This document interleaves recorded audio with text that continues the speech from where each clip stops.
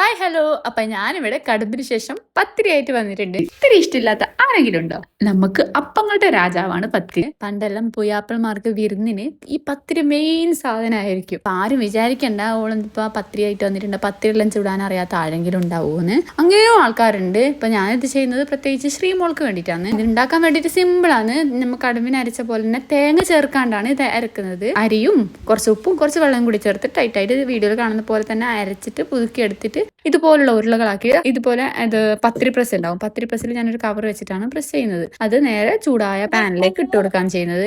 ഞാനിവിടെ 4 പത്തിരി ചുടുന്ന പാനാണ് എടുത്തിട്ടുള്ളത്. സിംഗിൾ പത്തിരി പാൻ ആയാലും മതി. ആദ്യം ഒരു തവണ ഇട്ട് അതേ പത്തിരി 2ാം തവണയും ഞാൻ മറിച്ചിടുന്നുണ്ട്. ആദ്യത്തെ പത്തിരി തന്നെ നോക്കിയാൽ മതി. 3ാം തവണയും ഞാൻ മറിച്ചിട്ട ശേഷമാണ് അത് ഒന്ന് പൊങ്ങി വരും. അപ്പൊ ഞാൻ ജസ്റ്റ് ഒന്ന് തുണി വെച്ചിട്ടോ അല്ലെങ്കിൽ പത്തിരി പ്രസ് വെച്ചിട്ടോ, പത്തിരി പ്രസ് ഉദ്ദേശിച്ചത് നമ്മളൊരു കൈ പിടിയൊക്കെ കിട്ടുക ആ ഒരു സംഭവം കിട്ടും മാർക്കറ്റിൽ വാങ്ങാൻ. അത് ഉപയോഗിച്ച് നമുക്ക് പ്രസ് ചെയ്തിട്ട് എടുക്കാം. ഞാനിവിടെ പേപ്പർ വെച്ചിട്ടാണ്, എൻ്റെ ഒരു തുണിയൊന്നും ഇല്ലാത്തതുകൊണ്ട് ഞാൻ വൈറ്റ് പേപ്പർ വെച്ചിട്ടാണ് അത് പ്രസ് ചെയ്തിട്ട് എടുത്തത്. അപ്പം ഞാനിതിൻ്റെ കൂടെ വയ്ക്കാൻ വേണ്ടിയിട്ട് ചിക്കൻ കറിയാണ് ഉണ്ടാക്കിയിട്ടുള്ളത്. ബീഫ് കറിയും ഇതിൻ്റെ കൂടെ നല്ല ടേസ്റ്റ് ആയിരിക്കും.